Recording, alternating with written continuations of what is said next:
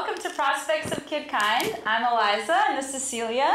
And Celia will do our intro today. Okay, awesome. We have two wonderful guests today. First, we have Allie. She's 7 years old. Hi. She's an avid reader. She's very into magic, myths, and adventure. She is passionate about politics and women's rights. She idolizes Malala and actually got to meet her last year at a talk that Malala gave in Providence. One of her goals is to be our first female president. She enjoys exploring, hiking, traveling, skiing, and organizing charitable drives of all sorts. She has done a book drive in lieu of gifts for a few times for her birthday, for example, and they volunteer at a local Syrian relief organization. Awesome. Wow. Great bio. All right, I'm done. Okay, we also have Marc here. He is a fourth generation Cantabrigian. He's a social worker. He's the vice mayor for the city of Cambridge. He's served 4 terms of Cambridge on the Cambridge School Committee, and it's the 2nd term of the Cambridge City Council. He is a father of 4. Thank you guys for being here. Thank you. Awesome. So And you're welcome. we fed her ice cream. For our fun fact today, I'm wondering, what do you guys put on a hot dog? Only ketchup. Just plain ketchup. Plain ketchup? Mark? Only mustard. The battle lines have been drawn. Oh no, ketchup Mustard. with anything. Ketchup. It's All ketchup. right, you're 7. Anybody over 10 shouldn't put ketchup on a hot dog. You got 3 years left. Mom puts ketchup on her hot dog. We'll have to talk. Mom, you can. Celia? I like my hot dog plain. I like avocado and cheese. What? Sometimes. It's a weird hot dog. That is a weird hot dog. It's good. It makes you feel like you're doing something right. Okay, so today we're going to be talking about politics and urban questions about cities. So here we go. Okay, so first off, we'll ask Allie, what does it take to run a city? Well, I think that you should be nice to your coworkers and everybody who lives in the city, but you shouldn't be so nice that they think that you'll let them do anything they want. You should just be like my mom and dad. Maybe you should let them do 70% of what they want and 30% of what they don't want. So who's nicer, your mommy or your daddy? Maddie. It's a mixture of mommy and daddy because I can't decide. It's good. It's good. Awesome. So what does it actually take to run a city? Well, it's pretty complicated, especially a city like Cambridge where you have so many different opinions and people need different things and want different things. So it's everything from, making sure that the trash gets picked up on time to making sure that we're a safe city and keeping crime down, to make sure that we're a city that has jobs for people, affordable housing. It's a lot of moving parts. But isn't the trash man responsible for trash and the police responsible for bad guys? Yep, but they are all run by the city. So in Cambridge, we have a city manager, and he's in charge of all of those things. And so he kind of has to keep his eyes on everything from trash to traffic to police to fire to everything. So it's a very, very tough job. So what challenges will cities face in the future when it comes to things like climate change or food shortages or population booms, once the populations get really big and we start running out of food, or the weather takes away the land? I don't know, just one crazy things might happen. What do you think? I think Earth is too small, but we can't change that, so we have to make adjustments. In the future, I think that there is not going to be enough room to grow organic food, and there's just going to be too many people and not enough space to build houses for those people. So instead of people just living on the streets and holding out donation bids for money, I think there are several things you should do. As far as food, not enough room for food, I thought maybe we can grow food on the sides of skyscrapers. Oh, cool. It's a cool idea and unique, and it would make for a really good photo. Mostly for the photo opportunity. and as far as not enough room for people to live in houses, well, we should do several things about that. We should build houses up instead of just regular houses. We can make condos and apartments. Yeah. And we can do multifamily housing where, like, if a family had, let's say, a house with 4 floors, and they didn't use the top 2 floors at all because everything they needed was on the bottom 2 floors, and they saw a family that didn't have a home, they could say, well, we have 2 top floors that we don't use. You can borrow our house, and that will really help in the near future. Yeah. Idealistic. Do you want to be my campaign manager? Okay, deal.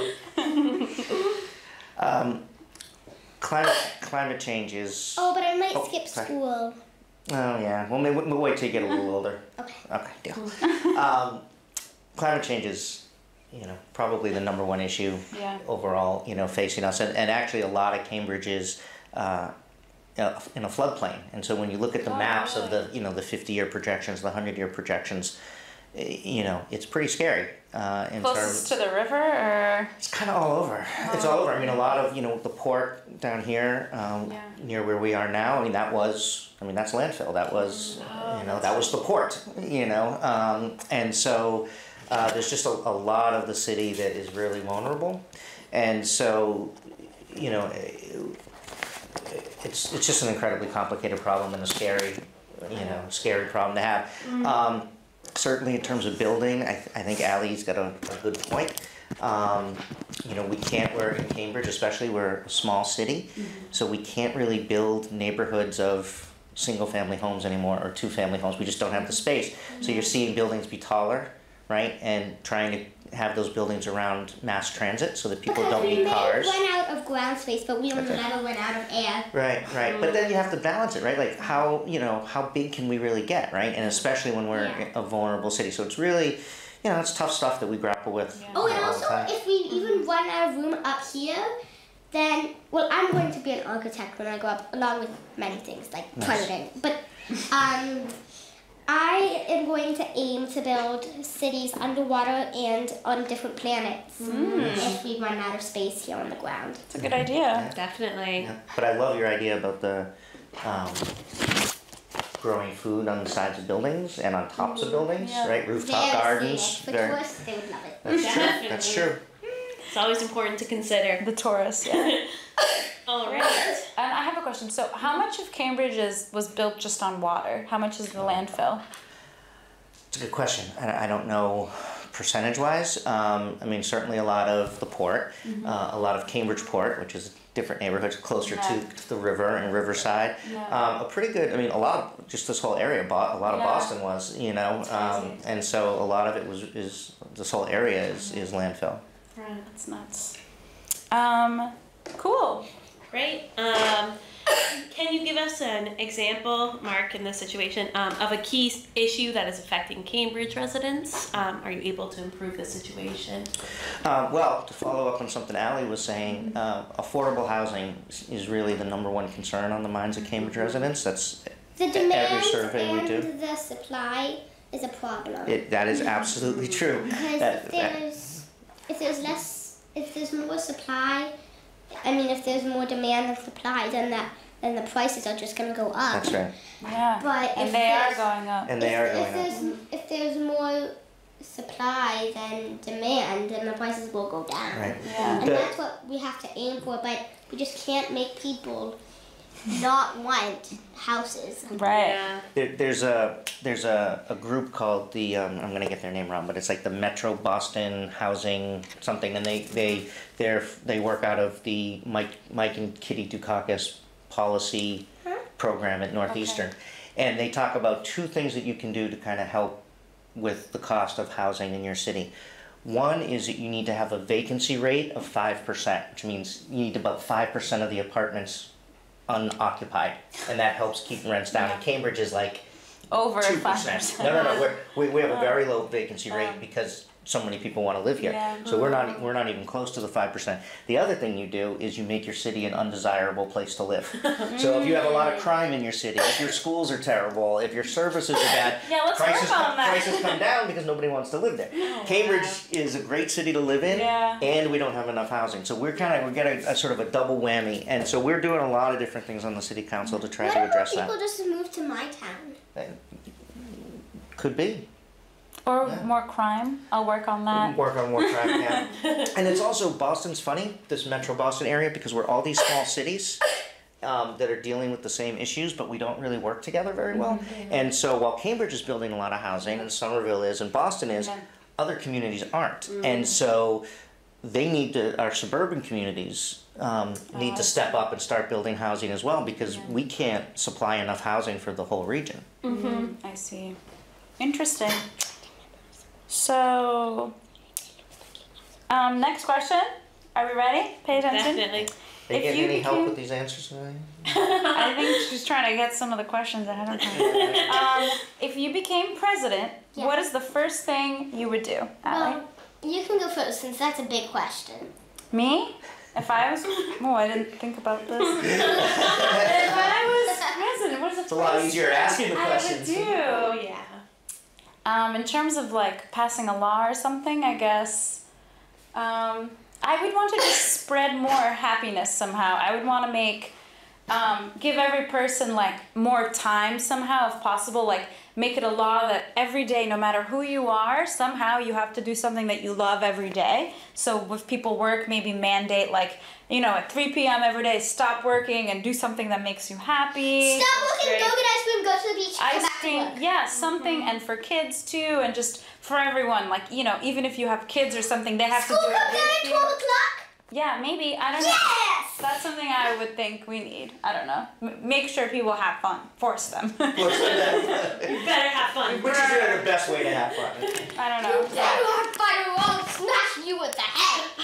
Maybe not the smashing, but yeah. Celia? You know, I didn't think this through. I can't think of one on the spot. I'm gonna pass for the Maybe moment. free museums or something. Yeah, that'd be cool. Something like make art free for everyone. Something like that. I could see maybe you. I don't know. Allie, what do you think? Well, law-wise, I would say, well, women should be paid as much as men. Like someone, even now, someone could be a real good worker. A good worker. They would show up every day, maybe get, I don't know, $50, let's just say. And someone else, say the first one is a man and the second one is a woman, could be even better worker than them, show up every day, and she would only earn $20. Yeah. And does that happen in this country?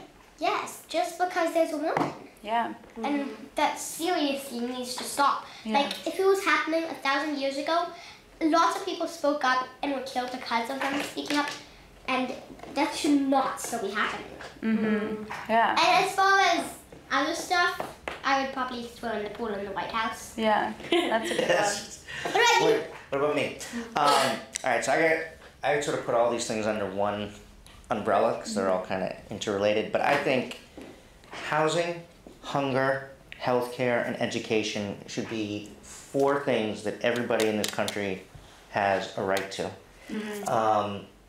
You know, everyone has different abilities, different skills, different things that they can either make something more of themselves or not, or whatever. But, you know, if we have a system where people are homeless and millions of kids who go to bed hungry in this country.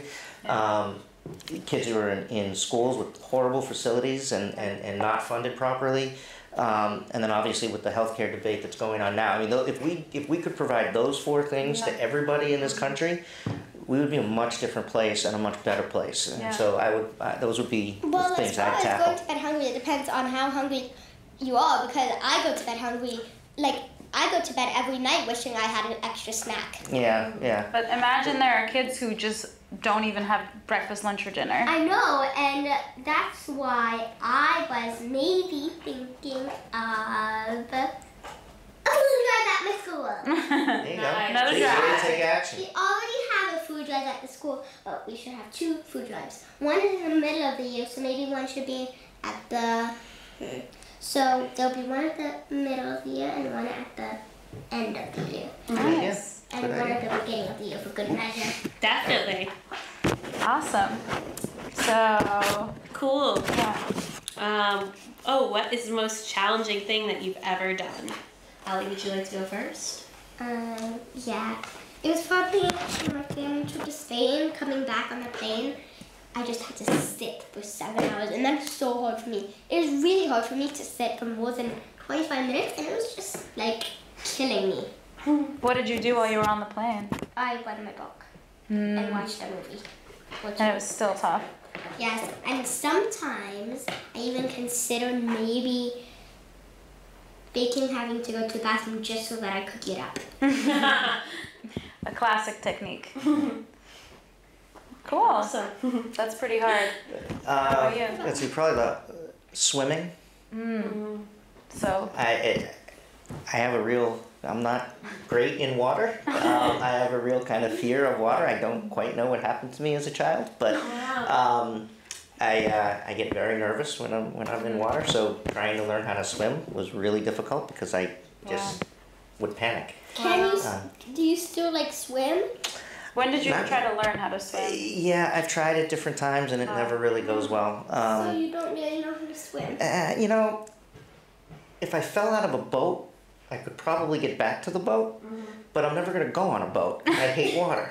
So people keep saying, you have to learn how to swim. And I said, yeah, not if I just stay on land all the time. Well, unless with climate change, Cambridge goes underwater, I suppose I'd have to learn how to swim. And you have to swim to work or Swim something? to work or whatever. But yeah, I get really freaked out. What about your kids? Do they swim? My kids all swim. My kids love water.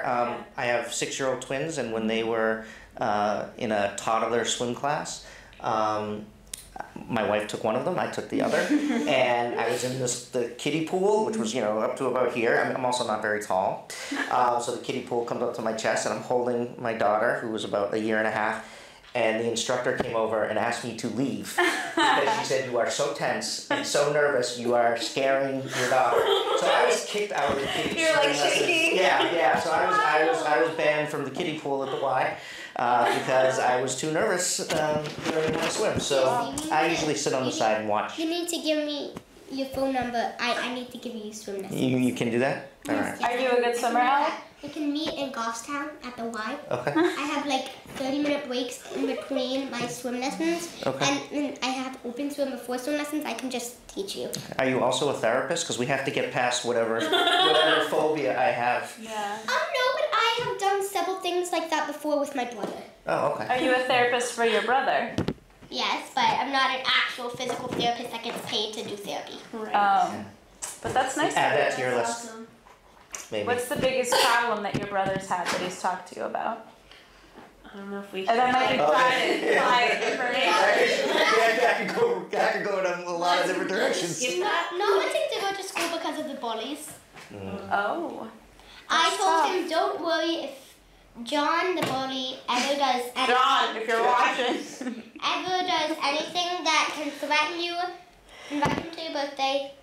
My mom might not be happy, but I'm gonna confront him for you. Oh. Oh, that's nice. Because I'm more of the violent type. Oh. All right, maybe I'll move over here. I don't like to sit around and watch other people do things. I like to take lead, take action, get things done. Yeah. Well, having just met you, I think that is pretty obvious. Yep. That's awesome. That's a good way to be. Don't let people tell you not to be violent then. If somebody punched me, I know it's not a good thing, but I would probably punch them straight back. Cool. Moving on to our next question. We are not promoting violence. We promote creativity I try and not to. love. I try not to, but I can't help it. What if you gave him a hug instead? Yeah. Wouldn't that be a better retort than punching them back? Wait, if they punched me and I give them a hug, they'll probably just punch me again. No, what if that changed them and they were like, oh, I feel bad. With the bullies that face that, it's not going to happen with the bullies that I know. Well, Bullies are tough. these are tough. Yeah. We have one in the White House. Yep, we do. Yeah. All right. Yeah, hard to tackle bullies. So, what does it take wrong one. What was before the Big Bang? Do you have any theories about this? What happened before the Big Bang? Well, I know before the Big Bang, everything, the planets, the stars, the sun, just one big clump. And I don't know what was surrounding that, but I would really like to know. They were a big clump. Something had to be around that. What was surrounding that clump? Bullies. I don't know. Usually we're not talking about the TV show. We are. What were you watching before that show? What was TV before the Big You Bang? haven't been on TV before that. So revolutionary. I like Allie's answer, and you know what? It kind of gives me a headache sometimes to think about, because what was around nothing? Nothing, but what is nothing? Yeah, I don't know. Yeah, what is nothing? Right. I don't know. That's it. Let's go back to the hot dog If question. it's whiteness, nothingness, then how does it feel, smell? Right? Yeah. We'll never be able to know, I don't know. So, do you guys have any questions for each other? Allie, do you have any questions for Mark? Yeah, I have a few questions for Oh, all right. Fire away. you. Number one. Chocolate. I don't know. If you had any superpower in the world, what would it be? One superpower. Can't answer everything. You have to choose something. Super speed. Because I'm always running late. It'd be nice to be able to get to places faster. I would choose invisibility. Invisibility? Invisibility. That's a good one. How about you, Celia? But I would have to turn it off and on. I just don't want to be invisible for the rest of my life. Okay. That's fair. Invisibility is That's cool. good. That's very key. You don't want to be invisible forever. That's true. Nope. I would not want to have X-ray vision if I couldn't turn it off. I know because once in a Facebook it asked me that, and a picture showed a superhero trying to answer the door. He was seeing an little baby behind him, but he didn't realize the door was still shut. Oh, dear. Oh, wow. Interesting. So mine would have to be the ability to turn food that has gone bad to the no longer bad, or if fruit, for instance, isn't ripe yet, to make it ripe. Avocados. See, that's creative. I was thinking standard superpowers. That's. I mean, I was way to think outside the I box. can't take credit for it. I took it from my friend, and then it evolved. Yeah. You tweaked it a bit. Yeah. I would want the ability to learn everything and understand everything, like in every subject. Because there are so many things that I don't have time to learn or I don't understand no matter how much I try to understand. So I wish I could know everything in every subject and know how to fix everything myself and do everything myself. And for everyone to be like, we can all know things and share things. Amazing. Yeah, it's pretty amazing. So, Allie, do you have any other questions for Mark? Oh yeah, if you could design any video game in the world, what would it be? Ooh, any video game in the world. I'm old, Allie. I'm old, right? So I'm kind of a traditional video game kind of guy.